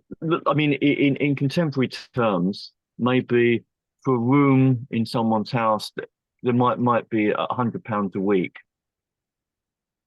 So yes, I think it's always very difficult to make kind of comparisons with modern money. People always want to do that. So yeah, if perhaps there are £10 for a meal, that would perhaps be a tenth of a week. Oh, okay. But like this way, I mean, I think from references, I remember that typically a pint of ale was either a farthing or a halfpenny. Well, if you pay a halfpenny for, you're selling a meal for how many pints? You know, think about it. Then you're 24 pints. Put it like that. The cost of 24 pints is your meal. So if you put that in modern London prices, they are asking about £70 or £80 meal. I suppose now we're used to beer being taxed. Indeed, yeah, that's wasn't very the true, case then. So maybe, I mean, you know, okay. But he does write with great psychological insight, I think, and with such elegance and variety of vocabulary, and a deft use of phrases to create a situation, an impression in the mind, with an economy of means that is a joy to read. He's a fine writer. He's sometimes quite extraordinarily subtle about the mind. The thing that I noted when I've just found it again, very often we have more pleasure in reflecting on agreeable scenes that we have been in than we had from the scenes themselves. Yes, that's right. That's the expression of a very profound historical imagination and understanding of the way we recreate. I mean, it's almost Proustian. It's most remarkable. Yes. And that kind of insight, his writings and the accumulation of his maturity in his journals and so on, is ever increasing. He's very profound in that way. And also, he's a brilliant representer of the real. So absolutely, his dramatic sense is quite phenomenal. And you feel this all the way through Johnson's biography. You feel like you are there. And because of the force of the details, and because of the whole representation of the situation, the way he more or less makes you acquainted with these characters. I can only speak for myself, but when I finished that biography, when I finished reading it, when Johnson died, I felt it. I felt a sort of a grieving. When the book was done, I didn't know what to do with myself, because it's this gigantic part of my life that just went away. And he really makes you feel like you know these people and you're there. And I think the diary, the journal, it's also this kind of experience where when you're done with it, you feel like you know a bit about it. You feel like you've been there in a way. His record of the conversations he has with Rousseau is probably the most vivid portrait we have of Rousseau from anybody. It's stunning, absolutely stunning. He must. Sorry, go on, Janine. Well, what gets me is the manner of detail, the way he writes, reminds me quite a bit of the same almost comedic expression that you see in something written by Jane Austen, and it reminds me of the presentation you gave, and it seems almost to me like you've got this 20-30-year-old kid, basically, who really, really wants to be part of polished society. And so he seems like he dotes on outward appearance and the manners and the way people speak, almost as though he equates maturity and manhood with this idea of gentility and well-spokenness and education, and interprets that in a character way, that somehow your character is revealed by the way you speak, as opposed to, let's say, hardworking farm people who probably have very nice characters, very strong characters as well, but aren't as erudite and their clothing, where they live. You concentrate on the outward as opposed to the inward, taking that as the reality. That you don't really know what's going on inside these people. Now, except for that one guy who says, well, you're not as different as you think you are. Yeah, I remember when you were really, really young and stupid, and now you're just young and sort of stupid. It's almost as though he's blind to that. And it reminds me of the younger people that I know that are in they're actually in their 20s and now entering their 30s, and they still have this obsession with the outward presentation. And I think that's what he's reporting on in such wonderful detail, that he almost wants us to believe it, but we don't know. We're not there. We've not met these people, but certainly it's entertaining. Yeah, I mean, what you would. I would just respond. I would like to respond actually. I think that's, in my opinion, very much the time that of the 17th and 18th century, in contrast to the later Victorian age or the preceding Elizabethan age. This enormous stress. It's often been called the age of France, the time of France. I think Thomas Mann called it the time of France, where everything is stressed on the outside appearance, on the how you comport yourself, how you suppress real suffering, you don't show great emotion.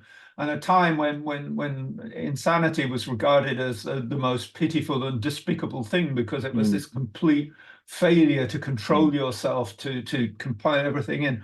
So in that sense, I agree with you, but I'm not sure if that's just typical of Johnson. It might be typical of the time one reference I'd like to throw in relation to what you just said, Michael and Janine, is the book of letters to by Lord Chesterfield to his son about how to behave. Are you familiar with that? I mean, no. Yeah, that I think illustrates that very well. I mean, he had been the putative patron for Johnson's dictionary, and felt the rough side of Johnson's tongue when he didn't.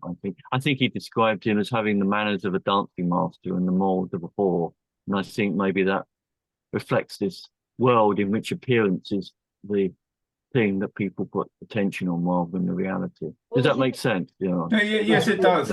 Yeah. But when you compare his descriptions of these meetings with these men and how they act and how they're gentlemanly, and then you compare that with the way he talked about picking up a girl. So he has absolutely no sense of, these women are actually people that you're talking about as well. Now, granted, they may have been of a different class or even a different culture or upbringing, but he seems oblivious to how he is speaking about these women juxtaposed to how he is speaking about the men. The lady talks too much, or and the girl, maybe she's worth $2, another one's $1, and maybe he'll hold out for a princess or whatever, which I find terribly amusing. Yeah, it is remarkable, isn't it? It's very striking. Yeah, it's striking. He was scared of women, and I think today we would call him a misogynist. And well, what do you mean scared of women? That's quite a bold statement. He speaks very much about missing them, wanting to, he spent a lot of time women, right? Yeah, he was, I felt the need of female company. There's one of the stories that comes out in the journals is he escorts Rousseau's partner, Thérèse Levasseur, across to England, and she decides to initiate him in how to really make love to a woman, you see. And Boswell is terrified because he can't bear not to be in charge where a woman is concerned. And he pretty well runs away from her. Does he admit this? Is this is an outside? Yes, he describes it himself.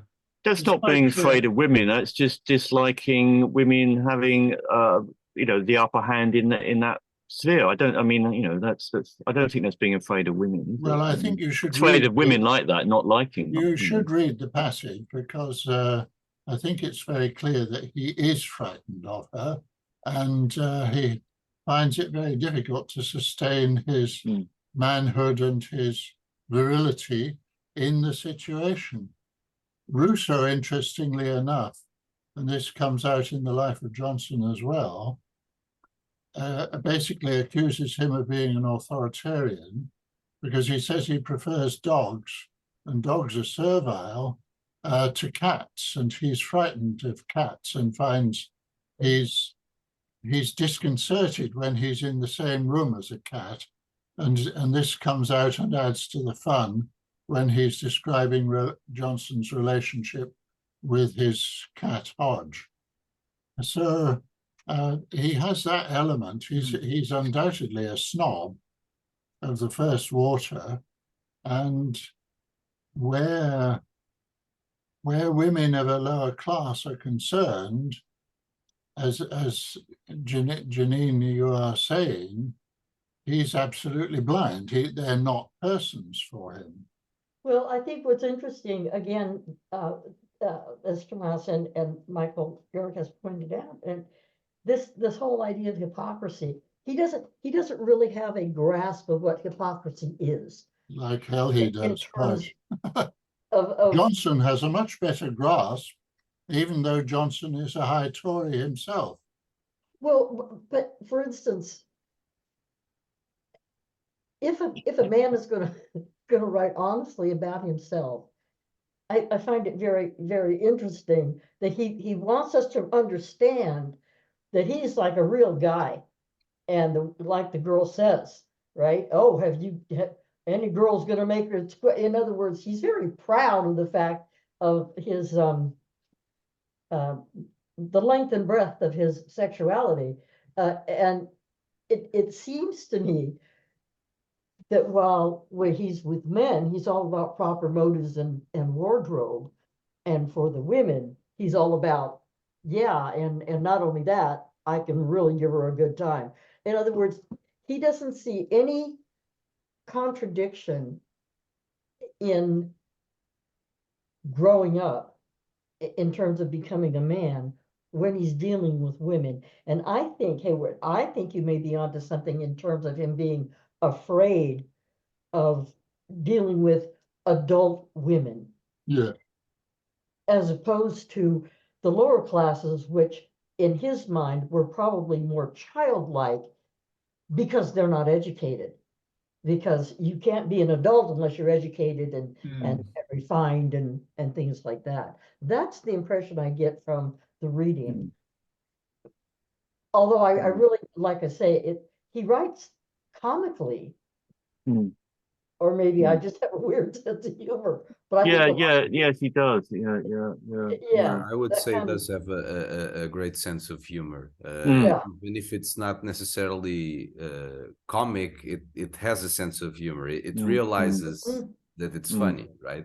Yeah, yeah. What one thing I'm in that church and dreaming of women at the same time. That's pretty funny. just to kind of corroborate Heward's initial remarks. In this short extract, we've seen how so many people seem to like him and to want his company. He must have been a magnetic personality with really Very something much so, about yeah. him. And that is very, very well attested, very well attested. And people of real quality, I think. Yeah, He had when he was on the Grand Tour, he had a letter in his pocket from Lord Marischal of Scotland, who was a close friend of Rousseau's, and Boswell would only have had to show the letter from Lord Marischal to find himself in Rousseau's company. But what Boswell decided to do was to write a letter to Rousseau, and appeal to him, and present himself in such a way that Rousseau would be so curious to see him that he could not resist. But he pulled it off. And he wrote to his friend Johnston, I think it was, that there's only one man in Europe who could have written such a letter. And I would think that that's correct. Just as there's only one man in Europe who could write the life of Johnson. Yes, indeed. So he was very remarkable in a peculiar way, but because it is mixed in so much with his faults, it's very easy for someone like Macaulay to character assassinate him and underestimate his greatness. And I would also add, in a sense, that that's probably one of his greater qualities, is that he's a great social butterfly, but it also works against him as a writer, as an author, because in a way, I suppose it's good for the whole the age of wit, where everything talks around the cafe and sharing jokes and witticisms and maxims, but you can tell by the journal that it doesn't give him a lot of time to read and to write, and that in a sense it's kind of a job in itself. So it might even have worked a bit against him, even if it's one of his greatest qualities, in a sense. But he did know Johnson's writings. He pretty well read the whole of Yes, the yes, he did. He did. And also interestingly enough, he Rousseau produced... and also Voltaire. He was very well acquainted with the writers of his age, and at that time of the journal, he was reading Hume. So he read all of Hume's history. But again, you can tell so he's going to London. He never more or less tells you what he's reading unless he's reading it in the journal. So you can tell that he goes more or less the whole year just trying to read Hume, but he has so many social engagements and so many things to do that he has to do it more or less slowly. And nevertheless, he was not as much of a fool as no, he wasn't a he fool at puts all. himself across, because No. he'd clearly read Berkeley, George Berkeley's philosophy, because he has that conversation while they're on the way to Harwich with Johnson, and he says, which is a very astute remark about Berkeley, that we can't refute his philosophy even though we know it's wrong, as it were. And Johnson, of course, famously finds a large stone by the roadside and kicks it vigorously and says, "I refute it thus."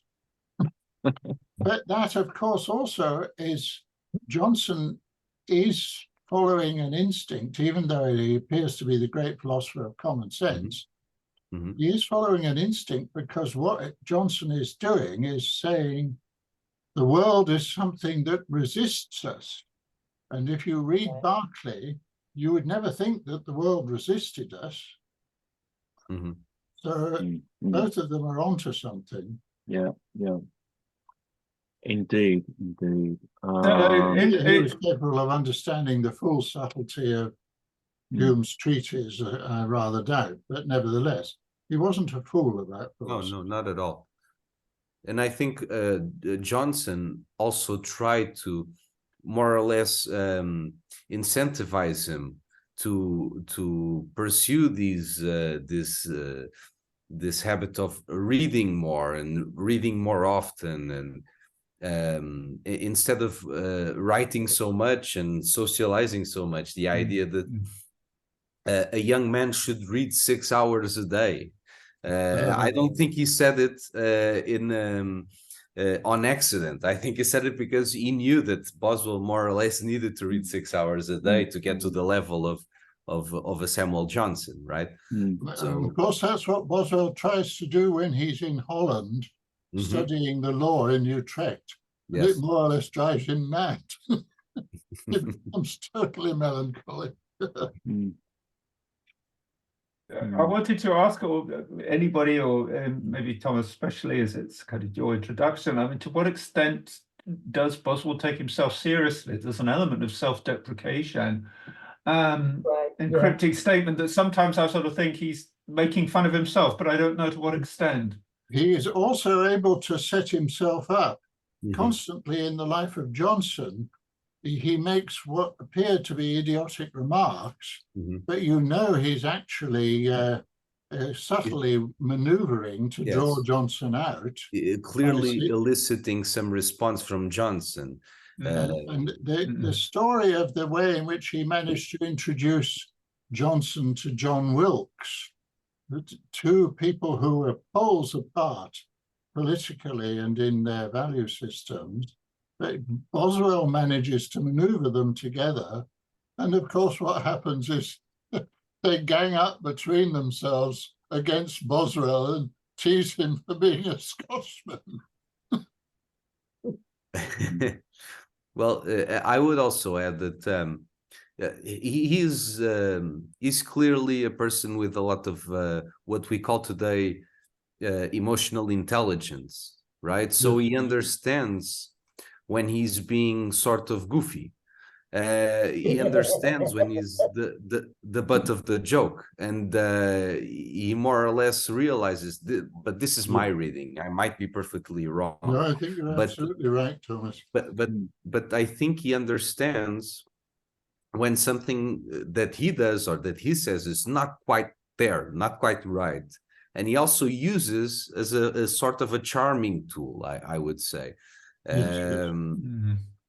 So I would say it's not that he's necessarily comical, it's that he's aware of what is funny, right? So he's not trying to write comedy, he's just aware that sometimes things are funny. But nonetheless, they become very funny. They become very, very funny. You can't always understand Johnson's sense of humor. The episode of Bennett Langton's will. Yes, and he's laughing at the will, yes. When Johnson is basically speaking from the gut of his fundamentally pessimistic philosophy and his fear of mortality and all the rest of it. And he, unlike what Jonathan Swift would have done, he goes into black humor and hilarity. And he mocks Langton, who obviously is not there. And Boswell can't fully understand what is going on, although he finds it very amusing. He can't understand the depth of the humor that Johnson is drawing on. When Johnson says, I'd have his will turned into verse like a ballad. And Johnson is thinking of a ballad like Les Trois Corbeaux, the two ravens that are feeding on the body of a dead knight. The black humor of the ballad tradition, and Boswell doesn't understand that. Whereas Mrs. Thrale probably does understand that dimension of Johnson. Someone mentioned madness. Of course, there's a very fascinating and rather Freudian account of madness in Rasselas, the astronomer who believes that he can control the weather. So Rasselas is the novel. The novel. Yeah, and that was good. I mean, that's a text that we read here, Thomas, some time ago. And that was very good. Michael, now in Paris, we've had a choice from you, which was last month's Allen Ginsberg, which was good. Tom, and Heward, you've given a few talks. We're losing your voice a bit. Maybe you would like to think of something that we could all read. You don't have to give a presentation. Which of us? I was saying maybe Janine might like to think of a text, because Heward, I mean, you've given a couple of talks already, but however, it'll be your turn to choose a text we read again, I think. So, but yeah, Janine, maybe if there's something you fancy reading, or you haven't read it, you don't have to read it, but something that would be good to look at. Let me think on this. Yeah, sure, of course. I've given it some thought, and I'll definitely email soon enough that you can get a copy of it to put on the screen. The one thing I wanted to add about what we read today is the sense of sadness that kind of crept in when he talked about, we all sat around and talked, and they were saying the same things that everybody else was saying. And it almost seems as if, maturity is creeping up on you without him even realizing it. Is that in that passage, that somehow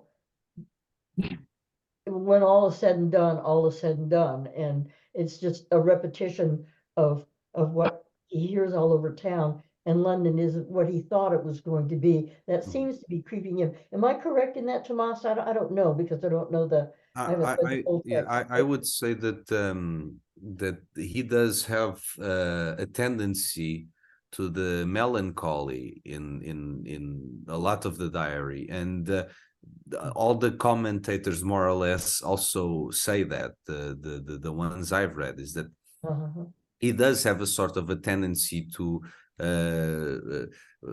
the melancholy, and Johnson had it too, and they Johnson had an it as well. affinity. Yes, that's where I was going to. It's that they were two kind of close souls in a way. Yes.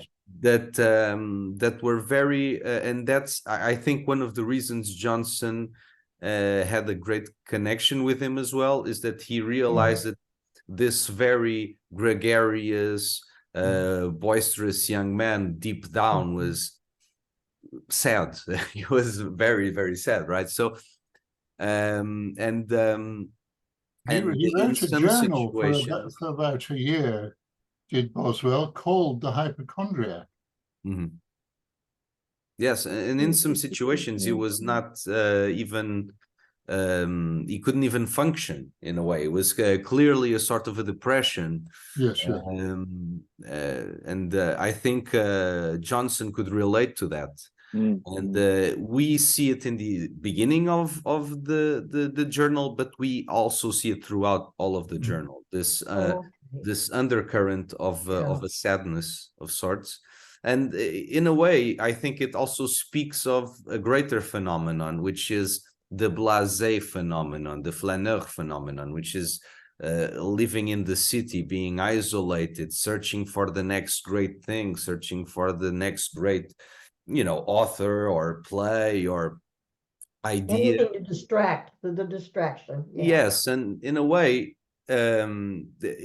you don't really know what you're searching for, and you become disappointed. And when he's going to London, he's probably searching for something that doesn't exist, and he invariably becomes very disappointed with the city, which it's, I would say, normal, because when you put all your hopes and dreams into the symbol of the city, it's just a city. It's not going to solve all your problems. It's not going to make you better. And I think he realizes this at the end of the journal. And at the end of the journal, he moves away. He moves away from London. And it would be quite difficult. Sorry. No, you go ahead. Johnson's whole philosophy is to this effect. And Johnson's greatest poem is The Vanity of Human Wishes. It's called The Vanity of Human Wishes? That's what it's called? Yeah.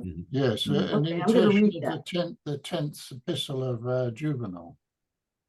I think reading this journal, it would come as a surprise what he in fact achieved, which was a work of great application and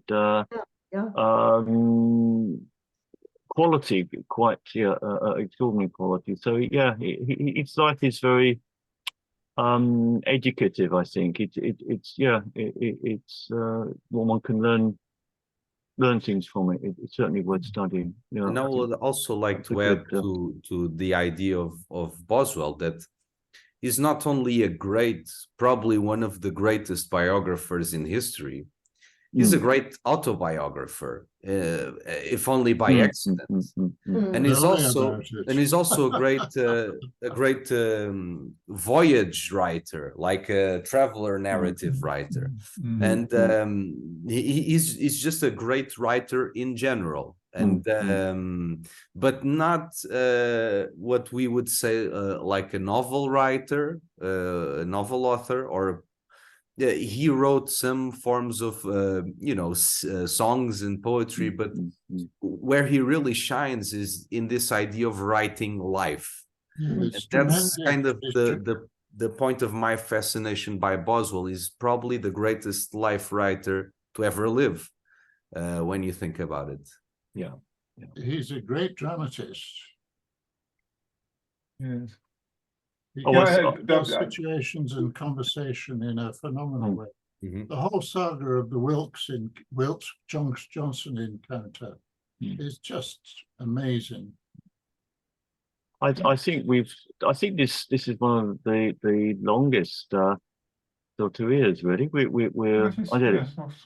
had a good, it's generated a lot of good comments, and I think we've all very much appreciated having our attention drawn to this text. So great Yeah. thanks for Yeah, big thanks for to this, Thomas. Thomas. Yes, Yeah, yes. and for your most illuminating preamble with the beautiful translations out of authors that I think none of us would be familiar with in their Portuguese. So yeah, some very good No, I remarks. thank you for Yeah. listening to me, and I really do. Yeah, there was a phrase. I think it was all the myths merging into one non-mythic unity, and Yes, that stood yes. in the mind. That's a Yeah. very interesting concept. Yes, that's Quadros. That's Quadros. He's a great author. I might, if you want to, I can write a bit about Quadros. Maybe, I mean, in the future, maybe, yeah. that would be very good to have. Because he's more or less the perennial philosopher from Portugal. Is more or less the idea of. Well, it sounds as if you're the person to lead an examination of some of his work at some point. That would be really I would enjoyable. be very that would be happy excellent. Excellent. Yeah. All right, Michael, should we bring this to a? Yes, I mean it could go on, but I think we should keep these things to a certain kind of time limit. Yes, and that's indeed. fine. And it's a nice, indeed. Yes. I think we've had the benefit today of Boswell's good nature, and he's charmed us as he charmed everybody else. Indeed. Right, charming, that's the word. He probably was a very charming young man. Absolutely, yes, absolutely. So that's something we should inevitably charming. It's a good thing. All right then.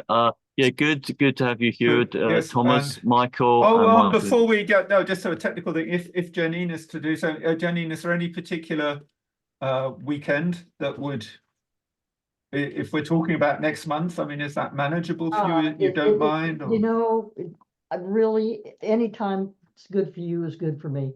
Okay. Oh, fine. Okay. Yeah, Yeah.